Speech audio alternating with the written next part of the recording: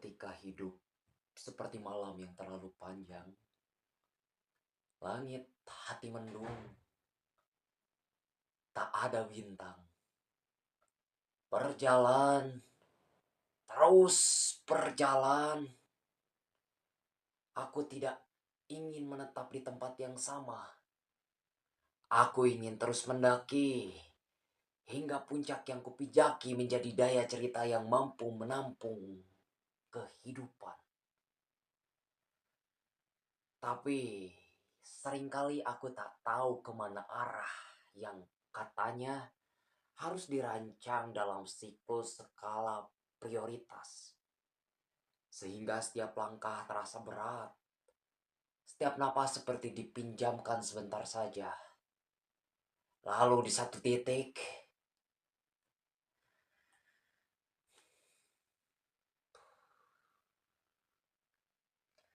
ada cahaya.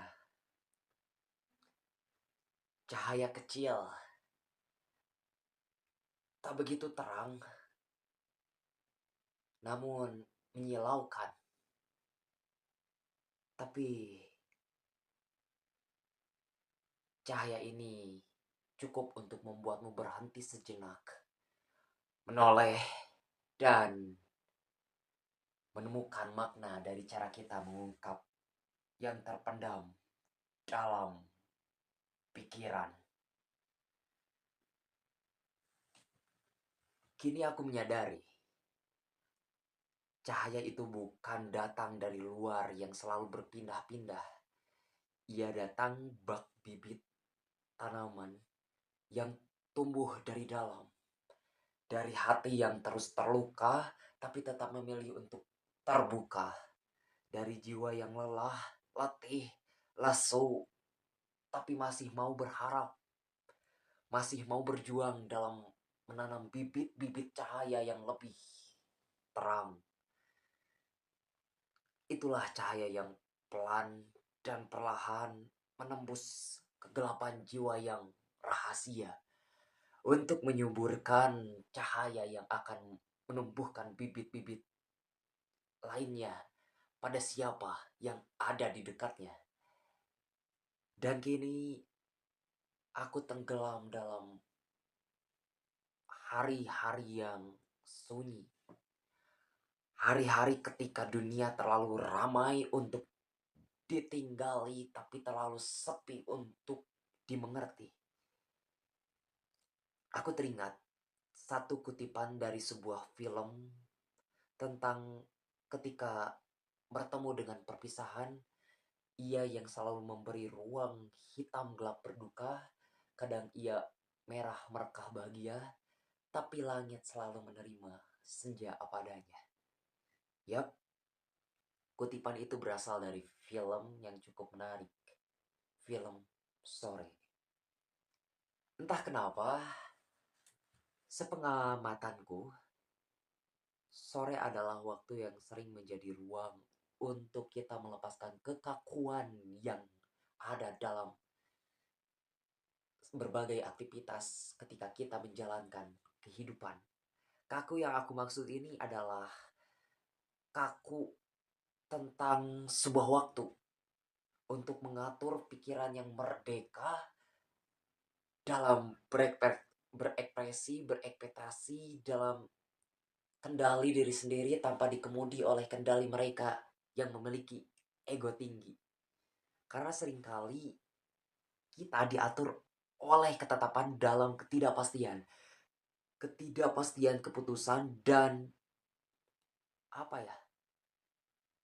Ada masa-masa ketika aku tahu harus menangis atau tertawa saat dikelilingi orang-orang tapi merasa seperti bayangan tak bernama. Tapi antara kabut, di antara kabut-kabut yang ada mereka yang memeluk bumi. Di antara angin, ada mereka yang menyapa daun. Dan di antara malam yang semakin larut, pun ada mereka yang butuh ditanamkannya sebuah cahaya jauh di dalam lubuk hati dan jiwa yang gelap dan kosong.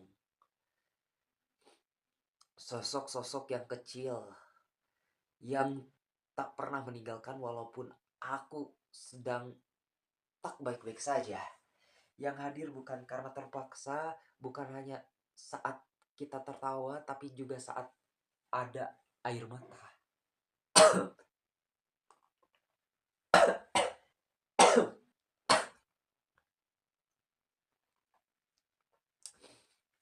Ya, tapi dengan ini juga kita mesti memahami tanpa harus banyak tanya gitu.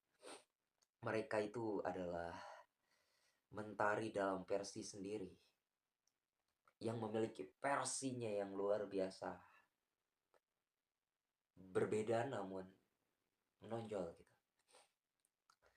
Hangatnya tidak membakar, cahayanya pun tidak menyilaukan, tapi cukup untuk membuatku merasa hidup.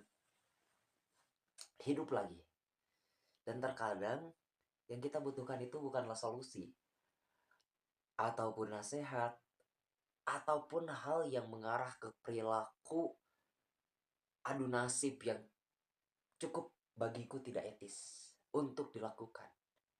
Karena ketika kita tengah berada dalam situasi gelap, yang kita butuhkan itu keberadaan cahaya. Cahaya yang nyata, jujur, setia, tulus, dari hati ke hati yang berdasarkan empati dari segala aspek persoalan dan derita yang dirasa. Seseorang yang diamnya pun mampu mengubah keadaan, mampu memberikan ketenangan. Ia adalah cara untuk menyalakan sebuah cahaya untuk pencerahan batin serta jiwa raga manusia.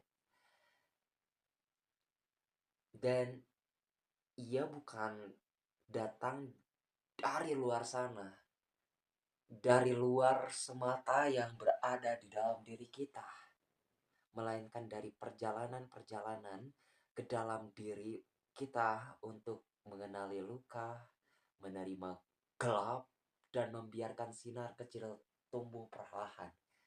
Seperti halnya mentari yang tak pernah pergi walaupun ia